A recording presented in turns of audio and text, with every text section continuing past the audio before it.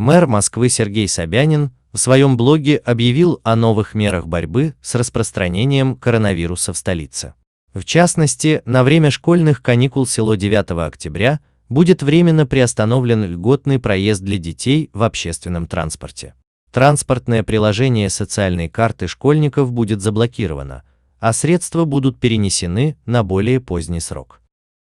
Также будет приостановлен бесплатный проезд для москвичей старше 65 лет и граждан, страдающих хроническими заболеваниями в период с 9 по 28 октября 2020 года.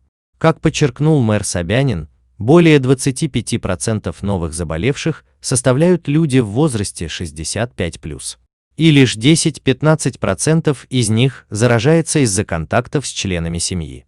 Большинство подхватывают вирус на работе, в транспорте, магазинах и других общественных местах. Согласно указу, проездные билеты, действие которых было приостановлено, можно будет продлить при обращении пассажира в метрополитен и Мосгортранс не ранее дня, следующего за днем окончания приостановления действия карт.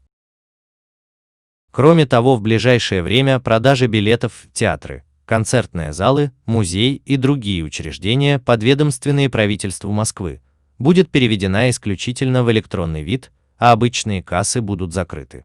Как отметил мэр Собянин, это решение позволит контролировать максимальную заполняемость залов и соблюдение правил рассадки. Тем самым мы сможем избежать нарушений санитарного режима и, как следствие, вынужденной приостановки деятельности учреждений культуры, сказал он. Московские организации обяжут еженедельно информировать городские власти о переводе не менее 30% сотрудников на удаленную работу. Нарушения этого правила, такие как непредоставление или неполное предоставление сведений, наказуемы штрафом или приостановкой деятельности.